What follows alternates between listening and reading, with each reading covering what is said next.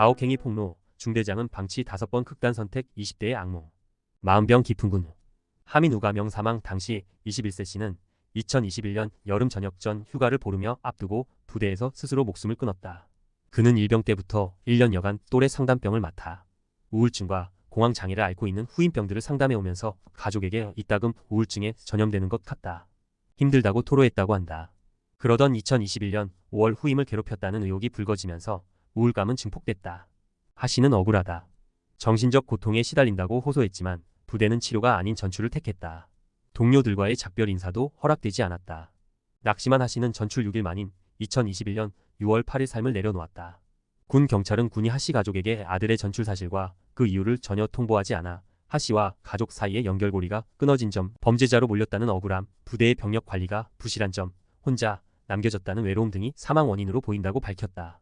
정신과 치료를 받겠다고 마음먹었던 하 씨를 지켜줄 안전망은 작동하지 않았다. 하민우 가명 씨는 2021년 6월 부대에서 스스로 목숨을 끊었다. 일병 때부터 또래 상담병을 맡으면서 우울증과 공황장애를 겪는 후임을 상담해왔는데 가족에게 우울증에 전염되는 것 같다. 힘들다고 토로했다고 한다. 이병 대상자들의 정신적 이상, 징후를 걸러내는 거름망만큼이나 병사들의 정신건강을 뒷받침하는 안전망의 부실도 심각하다. 최근 병역처 분병경 현역 복무 부적합 전역 사유에선 정신질환 복무 부적응이 차지하는 비율이 갈수록 커지고 있다.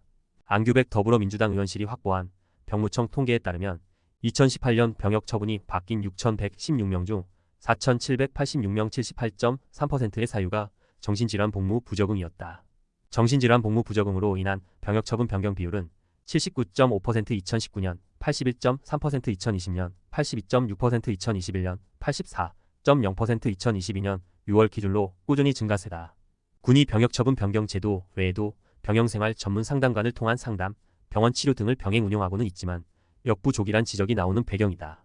11년간 공군에서 자살예방교관으로 근무한 권순정 한국자살예방협회 교육위원장은 예전보다 병사들의 정신건강 문제를 다루기 힘들어졌고 지휘관이 인력 관리에 부담을 느낀다는 내부 의견이 적지 않다고 말했다. 전문가들은 병사들의 자살 징후가 조기에 발견되지 않는 게 문제라고 지적한다. 한 정신건강의학과 전문의국 군수도 병원에서 3년 근무는 군이 자살 예방 교육을 하면서 위험 신호를 발견하는 눈을 곳곳에 심으려 노력하지만 작동하지 않는 경우가 많다고 말했다. 지난해 1월 26일 복무 부적합 판정으로 제대한 이모 22씨는 정확한 진단이 어려운 양극성 정동장애로 여전히 정신과 치료를 받고 있다. 2021년 1월 5일 입대한 이 씨는 2월 9일 자대에 전입한 뒤 선임 어 씨의 가혹행위를 겪으면서 우울증세에 시달렸다. 어 씨는 훈련 중 손목을 다친 이 씨에게 보호대를 착용하지 못하게 하고 욕설과 인신공격을 거듭했다고 한다. 이 씨가 2021년 5월 중대장과의 면담에서 이 같은 사실을 알렸지만 조치는 없었다고 한다. 결국 원치 않던 손목 수술까지 하게 된 이 씨는 휴가 중 5차례에 걸쳐 극단적 선택을 시도했다. 이 씨의 악몽은 현재 진행형이다. 이 씨의 아버지는 정신과 치료를 받고 있지만 아직 정상생활이 어려운 상태라며 아들을 지켜주지 않은 국가에 책임을 물을 것이라고 말했다. 정신건강과 관련한 군 의료 체계가 여전히 열악하다는 지적이 계속되고 있다. 군에서 9년간 근무한 백명재 경희대 정신건강의학과 교수는 군에선 자살 예방 교육 프로그램이 제대로 이뤄지지 않고 있다며 병영생활 전문상 당관도 600여 명뿐이라 전 부대를 아우르지 못한다고 말했다. 백 교수는 2011년 국군수도병원에 정신건강센터가 문을 열었지만 상담을 통한 예방과 조기 진단보다는 진료 업무 중심이라며 진료를 단기 군의관이 주도하다 보니 체계적인 정신과 진료를 제때 받기 어렵다며 몇 년 전 국군수도병원에 민간 정신과 의사를 둔 것처럼 전문성 강화 방안을 고민해야 한다고 말했다.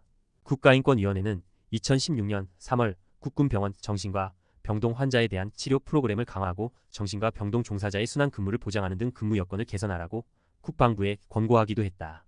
국방부는 정신간호재활 강사료 예산을 늘려달라는 요청이 담긴 이행계획을 밝혔지만 실질적인 변화를 체감하기 어렵다는 게 군 안팎의 지적이다.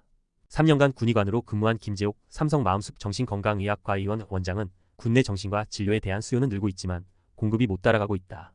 진료에 이르기까지 절차가 지나치게 길다며 몇 개월씩 진료 예약이 몰려 있어서 군의관도 병사 한 명을 진료하는데 몇 분 정도밖에 쓸 수 없는 환경이다 라고 말했다. 국방부 관계자는 심리적 문제나 복무 부적응을 식별하기 위해 병영생활 전문상 당관 상담과 전 장병을 상대로 한 인성검사를 병행하고 있다.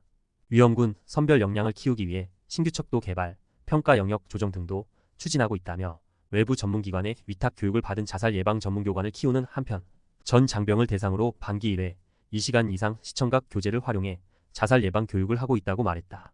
이 관계자는 군 내 정신과 전문의를 확보하기 위해 관계 부처와 협의하고 있다. 군 의료기관을 이용하지 못하는 경우에 대비해 민간 병원 진료비도 지원하고 있다고 덧붙였다. 일각에선 지역사회가 운영하는 정신건강복지센터의 예방통합적 기능을 벤치마킹해 사단 의무대와 군 병원의 운영 시스템을 개선하자는 의견도 나온다.